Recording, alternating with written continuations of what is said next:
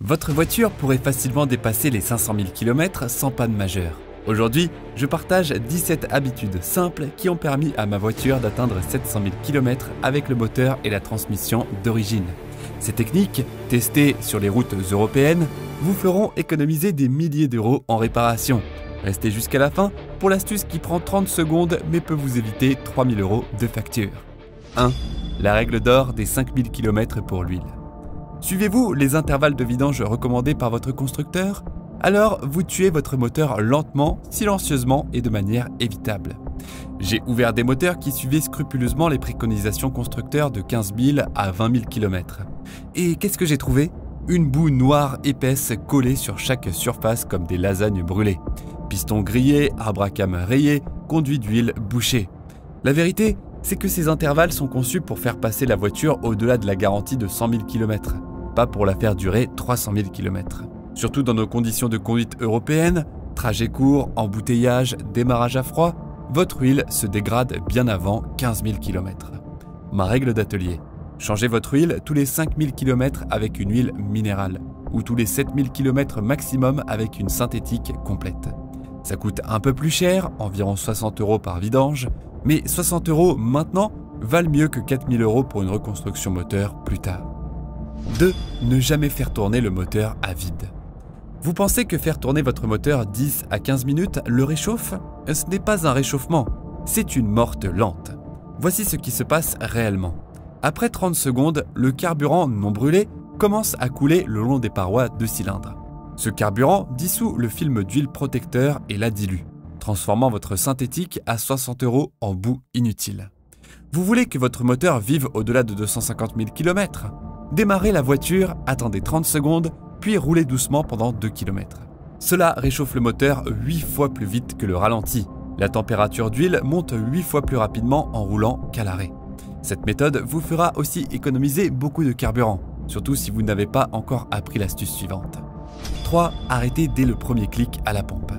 Ce clic supplémentaire après l'arrêt automatique de la pompe, ce n'est pas rentabiliser votre plein, c'est inonder votre système anti-pollution avec du carburant brut. Votre réservoir a besoin d'espace d'air pour évacuer les vapeurs dans le système EVAP. Le surremplir force le carburant liquide dans les conduites de vapeur, tuant les capteurs, bouchant les vannes et étouffant le canister. J'ai vu de l'essence couler des conduits d'aération comme si on avait crevé un ballon de carburant. Vous voulez que votre voiture dure? Quand la pompe clique, partez. Chaque surremplissage raccourcit la durée de vie de votre système EVAP. Et croyez-moi, ces réparations ne sont pas données. Maintenant que nous avons sauvé votre EVAP, il est temps de ressusciter votre transmission mourante. 4. Le mythe du liquide de transmission à vie. La plupart des conducteurs ignorent leur transmission jusqu'à ce qu'elle commence à patiner. À ce moment-là, c'est trop tard. Vous ne réparez pas un problème, vous remplacez 4 000 euros de métal. Contrairement à l'huile moteur, le liquide de transmission n'est pas complété. Il est scellé et se dégrade silencieusement kilomètre après kilomètre. Et voici le piège. Il a toujours l'air correct. Rouge, pas d'odeur de brûlé, mais à 60 000 km, il cache un cocktail de poussière d'embrayage, de copeaux métalliques et de vernis. C'est littéralement du papier de verre liquide qui broie vos engrenages. Si vous attendez les symptômes, vous avez déjà fait les dégâts. Vidangez et remplissez tous les 60 000 km ou 6 ans, selon ce qui arrive en premier. Pour les hybrides, vous pouvez étirer à 90 000 km, mais ne jouez pas. Plus tard dans la vidéo, je partagerai une autre astuce qui fera fonctionner votre transmission comme neuve. Mais d'abord, occupons-nous d'une autre habitude qui vide votre portefeuille. 5. Technique de freinage anticipé pour économiser. Freiner brutalement n'est pas sportif. C'est une taxe de 900 euros pour une conduite paresseuse. Chaque freinage d'urgence frappe vos disques avec des pics de chaleur de 650 degrés Celsius. Disques voilés, plaquettes vitrifiées et liquide de frein bouillant sont le prix à payer pour traiter chaque feu rouge comme une ligne d'arrivée. Vous voulez que vos freins durent? Levez le pied tôt, roulez jusqu'aux arrêts et utilisez le frein moteur en descente. Ce simple changement de style de conduite peut doubler la durée de vie de vos disques et plaquettes et vous faire économiser des centaines d'euros paresseux. Maintenant, abordons une astuce que la plupart des conducteurs n'envisagent jamais, mais dont votre moteur a désespérément besoin. 6. Liquide de refroidissement, l'ennemi acide. Saviez-vous que les culasses aluminium modernes se déforment à 110 degrés Celsius? Cela signifie que votre moteur pourrait mourir s'il surchauffe ne serait-ce qu'une fois. Un conducteur de C3 Aircross a ignoré sa jauge de température pendant 8 minutes. Le résultat? Un joint de culasse grillé. La facture de réparation? 3800 €. Règle de survie, si l'aiguille atteint le rouge, arrêtez-vous immédiatement et coupez le moteur. N'essayez pas de rentrer chez vous. Prier n'aidera pas. Appelez plutôt une dépanneuse. Si vous voulez que votre moteur vive plus longtemps, rincez le liquide de refroidissement tous les 3 à 5 ans selon le type. Vérifiez le niveau mensuellement et ne mélangez jamais les couleurs de liquide. Rouge, vert, jaune, transparent, ce ne sont pas les mêmes. Utilisez exactement ce que votre constructeur recommande. Utiliser le mauvais liquide peut corroder votre système, endommager les joints et transformer votre radiateur en expérience scientifique. Parce qu'une fois que ce moteur surchauffe, ce n'est pas juste un joint, c'est game over. 7. Détecter les fuites de liquide de refroidissement. Le liquide de refroidissement ne s'évapore pas. S'il est bas, il fuit quelque part. Peut-être un radiateur fissuré, une durite usée ou une pompe à eau en fin de vie. Parfois assez caché, comme un radiateur de chauffage qui trempe silencieusement vos tapis, ou une petite fuite de joint de culasse qui s'évapore par l'échappement. Et n'assumez pas que vous le verriez. Certaines fuites ne se montrent que sous pression ou à chaud. C'est pourquoi vous testez la pression du système. Moteur froid, pompé aux spécifications, surveillez une chute. C'est comme ça qu'on attrape le tueur avant qu'il frappe. Compléter aveuglément ne fait que gagner du temps, pas de la sécurité. Et pendant qu'on parle de tueurs silencieux, arrêtez de traiter votre SUV comme un camion-benne. 8. Évitez la surcharge du véhicule. Votre SUV n'est pas un camion-benne et chaque 100 kg supplémentaires que vous transportez ajoute 1000 kg de stress lors d'un freinage dur. Mon atelier a remplacé des ressorts affaissés, des amortisseurs grillés et des bras de suspension pliés sur des véhicules qui n'ont jamais été conçus pour porter la moitié de ce que les gens y entassent. Un client a chargé son crossover avec 800 kg d'outils pour un boulot de week-end. 2 mois plus tard, amortisseur arrière grillé, pneus crénelés, géométrie foutue.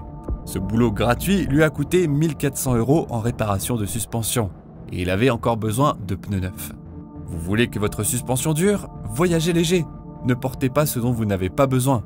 La surcharge ne ruine pas seulement la qualité de conduite, elle détruit votre voiture de bas en haut. Et quand votre suspension commence à gémir sous tout ce poids supplémentaire, ne l'ignorez pas. Parce que ça nous amène à l'astuce suivante, une qui pourrait vous sauver d'une panne totale. 9. Écoutez et identifiez les bruits suspects. Tic-tac, claquement, gémissement, grincement. Si votre voiture sonne comme si elle auditionnait pour un film d'horreur, ne la faites pas taire avec la radio. Ce bruit est l'avertissement. Chaque bruit étrange est votre voiture qui supplie à l'aide avant que quelque chose ne lâche complètement. Un simple grincement de courroie à 40 € peut se transformer en panne d'alternateur à 1200 €. Voici l'astuce. Suivez le bruit. Où, quand, à froid ou à chaud, vitesse ou bosse. Puis faites-le vérifier. Les réparations précoces sont bon marché. Celles ignorées détruiront votre véhicule. Et en parlant de détruire votre conduite, conducteur d'automatique, détendez-vous. La suivante est pour les héros du levier de vitesse et vos embrayages à 1200 €. 10.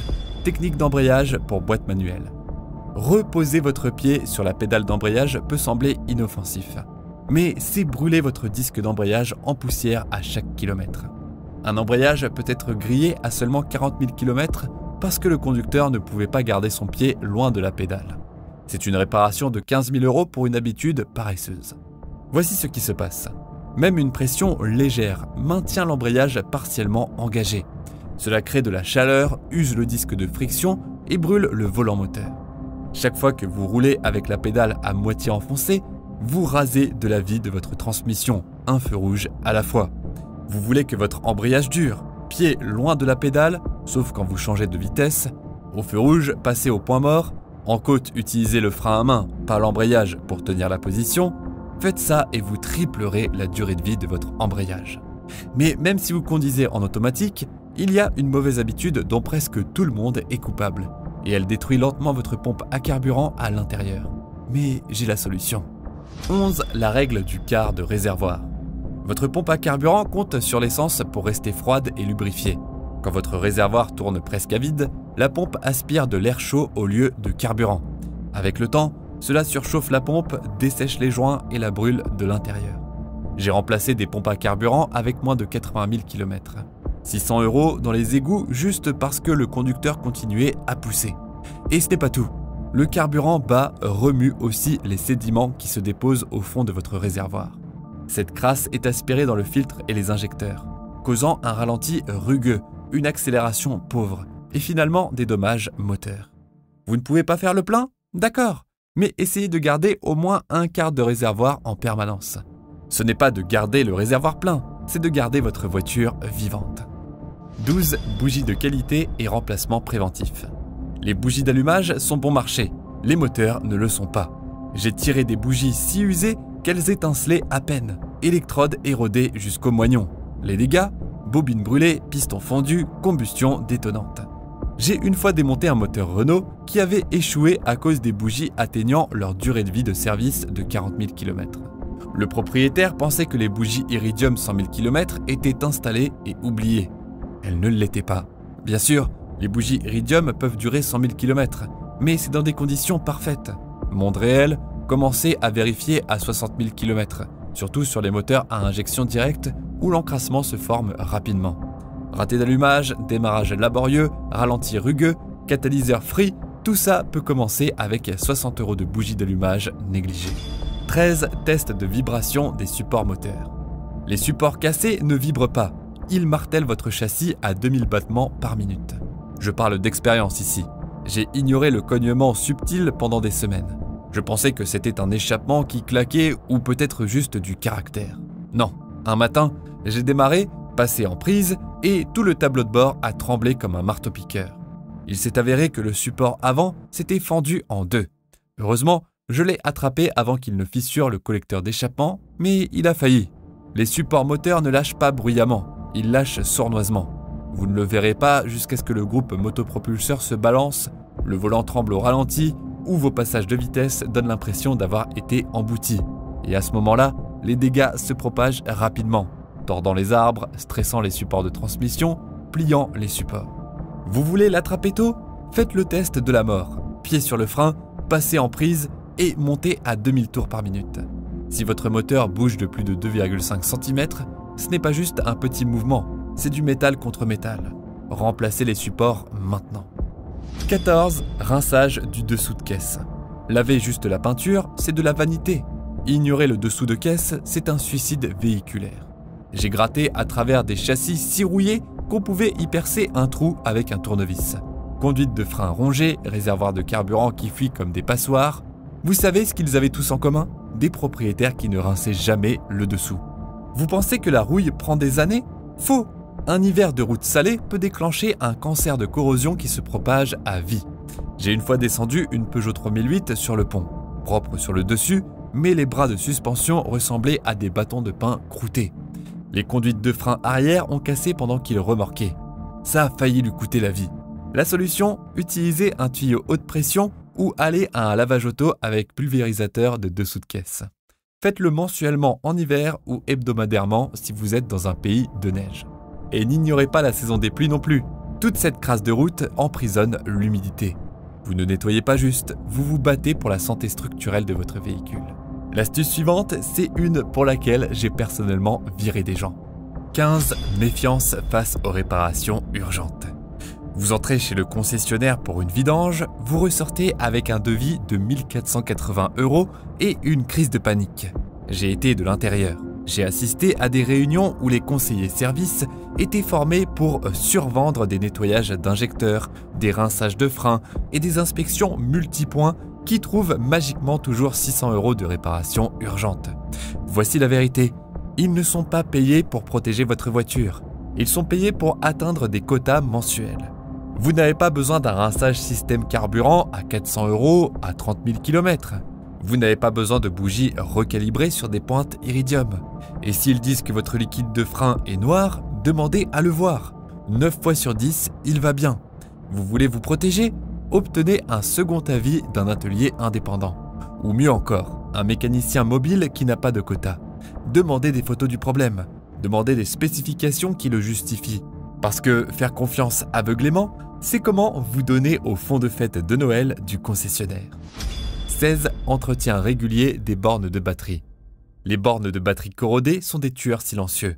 Votre voiture s'en fiche si elle est flambant neuve. Si ces bornes sont couvertes de croûte blanche, votre démarreur suffoque, votre alternateur travaille trop dur et votre électronique est sous assistance respiratoire. Des voitures sont remorquées avec des plaintes de non-démarrage qui ont été réparées avec une brosse métallique à 5 € et 10 minutes de nettoyage. Une dame a failli dépenser 900 € pour un nouveau démarreur jusqu'à ce que je lui montre les 1,5 cm de corrosion de batterie qui étranglait ses bornes comme un cancer. Voici ce que je fais dans mon atelier. Tous les 3 à 4 mois, ouvrez le capot, regardez la batterie, si vous voyez du duvet, nettoyez-le. Utilisez un mélange de bicarbonate de soude et d'eau ou un nettoyant de borne dédié. Puis enduisez les cosses de graisse diélectrique ou de spray protecteur de borne. Ça arrête la corrosion nette. Oh, et ne tirez pas les câbles de batterie sans vérifier votre code radio ou les réglages mémoire. Certaines voitures détestent être débranchées. Maintenant, terminons avec une dernière astuce dont presque personne ne parle, mais qui a sauvé plus de moteurs dans mon atelier que tout le reste. 17 freins à main systématiques au stationnement. Vous pensez que votre position P suffit? C'est mignon. J'ai remplacé 46 cliquets de parking brisés. Ce sont les petits doigts métalliques à l'intérieur de votre transmission qui la verrouillent en place. Vous vous garez sur une pente sans le frein à main? Ce petit cliquet tient maintenant 1600 kg de poids de voiture tout seul. Ce n'est pas un frein de parking, c'est un support d'engrenage. Vous l'abusez, et une fois qu'il casse, dites bonjour à un démontage de transmission de 2800 € juste pour que votre voiture ne roule pas la prochaine fois. Je m'en fiche si votre voiture est flambant neuve ou à 20 ans. Je dis à chaque client, frein à main à chaque fois. En montée, en descente, route plate, je m'en fiche. Ça s'appelle un frein de parking pour une raison. Serrez le frein à main, puis passez en position P, pas l'inverse. Ces 17 habitudes simples peuvent transformer votre voiture en compagnon fidèle pour des centaines de milliers de kilomètres. L'investissement en temps et argent est minimal comparé aux économies réalisées. Commencez par appliquer 3-4 de ces conseils dès cette semaine. Partagez vos résultats en commentaire et abonnez-vous pour plus d'astuces automobiles. Votre portefeuille et votre voiture vous remercieront.